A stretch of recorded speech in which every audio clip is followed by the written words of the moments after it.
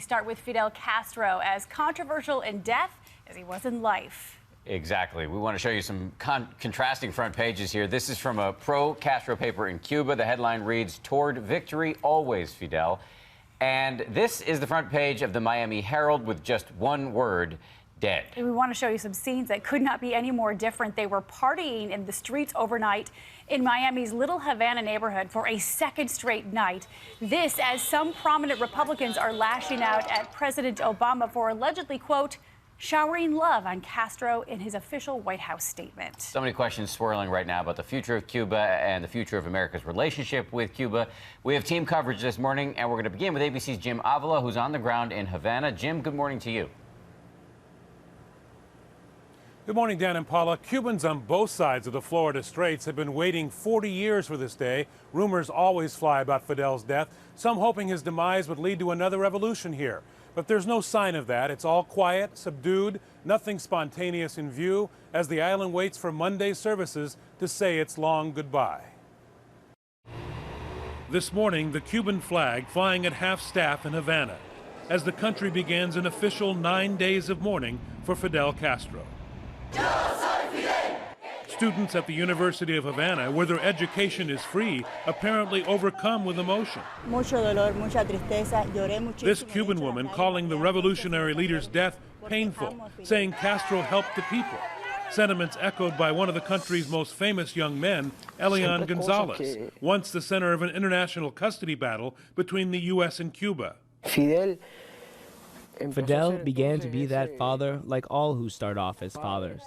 But the difficult thing is for a father to become a friend. The news announced by Fidel's brother Raul on state television late Friday night. Castro's body is set to be cremated and his ashes taken on a 3-day journey across the country before his burial on December 4th. A service Fidel's estranged sister Juanita Castro, who lives in the U.S., will not be attending. On Saturday, Castro dividing world leaders in death as he did in life. This morning, President Obama under fire from conservatives for not including a single reference to Castro's record of human rights abuses in his 200-plus words, in which he notes the enormous impact of this singular figure who altered the course of the Cuban nation.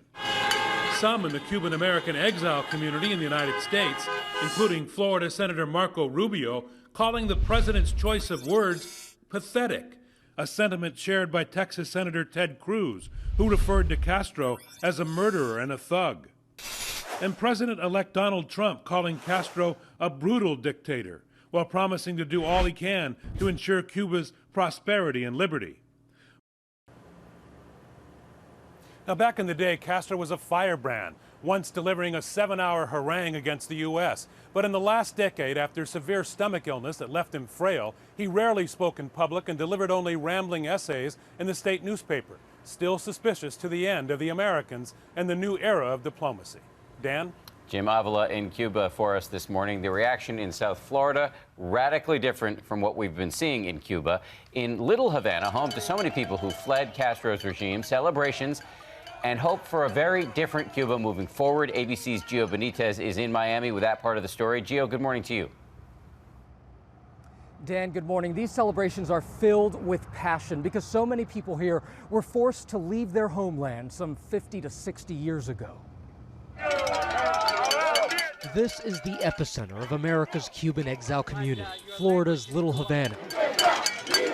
Hundreds taking to the streets, some taking to their balconies, banging pots, making noise to celebrate a turning page in Cuban history.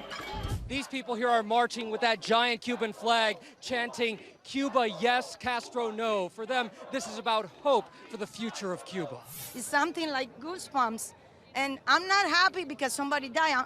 Death. It's not about that. It's about changing hope that something's going to happen. Gladys Falcone left communist Cuba as a child, but many celebrating here were born in this country, their Cuban ancestors not living to see a Cuba without Fidel Castro. I feel for people who lost loved ones, who did not see this, I mean, that's why I'm here.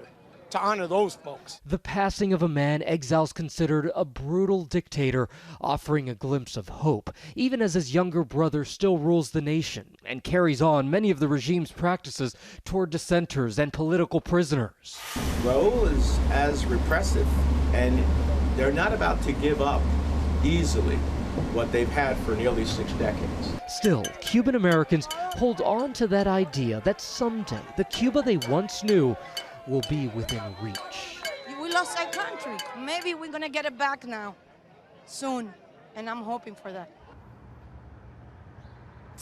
And here in Little Havana, we can tell you that these celebrations happen in front of one legendary Cuban restaurant. It's called Versailles. This really became the heart of the Cuban exile community, where these exiles would come and talk about their pain and their strength, Paula. But Gio, you can see the hope and relief on so many of their faces, and we're going to check in with you for some heartwarming stories a little bit later.